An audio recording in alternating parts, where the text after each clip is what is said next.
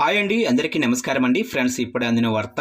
ఇక దివ్యాంగులకు అదిరిపోయే గుడ్ న్యూస్. ఇక ఉచిత బైకుల పంపిణీ ఆగస్టు 31 వరకే సమయం అంటూ అప్డేట్ అయితే వచ్చిందండి. అయితే ఇందుకు సంబంధించిన పూర్తి వివరాలు అయితే మన వీడియోలో తెలుసుకుందామండి. వీడియో మాత్రం స్కిప్ చేయకుండా చూడండి ఫ్రెండ్స్, అప్పుడే మనకి పూర్తి సమాచారం అయితే తెలుస్తుంది. ఇక ముఖ్యంగా లైక్ చేయండి ఫ్రెండ్స్. లైక్ చేయడం వల్ల మనకు తెలిసిన ఇన్ఫర్మేషన్ ఇంకొంతమందికి అయితే తెలిసే అవకాశం ఉంటుంది. ఖచ్చితంగా లైక్ చేయండి ఫ్రెండ్స్. ఇక లేట్ చేయకుండా వివరాల్లోకి వెళ్ళిపోదాము.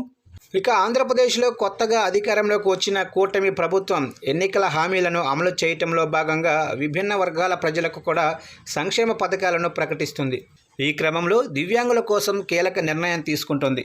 వారికి ఉచితంగా బైక్స్ పంపిణీ చేయాలని నిర్ణయించింది. ఈ పథకం ద్వారా దివ్యాంగులు తమ రోజువారీ జీవితంలో ఎదుర్కొనే రవాణా ఇబ్బందులను అధిగమించి స్వయం ప్రతిపాదితని సాధించేందుకు ఇది ఎంతగానో ఉపయోగపడుతుంది. ఈ పథకానికి అర్హులైన వారు అక్టోబర్ 31వ తేదీలోపు www.apdscac.apgovernment.in వెబ్సైట్లో ఆన్లైన్ ద్వారా దరఖాస్తు చేసుకోవాలని ప్రభుత్వం సూచించింది. ఈ పథకానికి అర్హతలు మరియు అవసరమైన పత్రాల వివరాలను ప్రభుత్వం స్పష్టం చేసింది. ఈ పథకం కింద దరఖాస్తు చేసుకోవాలంటే దరఖాస్తుదారులు ఆంధ్రప్రదేశ్లో శాశ్వత నివాసి అయి ఉండాలి, 18 నుంచి 45 ఏళ్ల మధ్య వయసు ఉండాలి మరియు కనీసం 70% కంటే ఎక్కువ వైకల్యం కలిగి ఉండాలి. అలాగే కనీసం 10వ తరగతి ఉత్తీర్ణులై ఉండాలి మరియు వార్షిక ఆదాయం కూడా 3 లక్షల కంటే తక్కువగా ఉండాలి.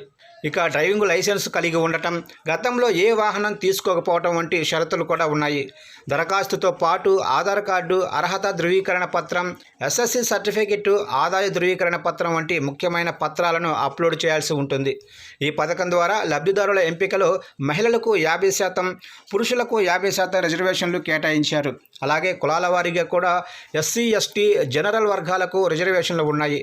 ఉన్నత విద్యను అభ్యసిస్తున్న విద్యార్థులు, ఉద్యోగస్తులకు ఎంపికలో ప్రాధాన్యత ఇవ్వబడుతుంది. ఈ పథకం ద్వారా కేవలం రవాణా సౌకర్యం మాత్రమే కాకుండా దివ్యాంగుల విద్య మరియు వృత్తిలో అభివృద్ధికి కూడా ప్రోత్సాహం లభిస్తుంది.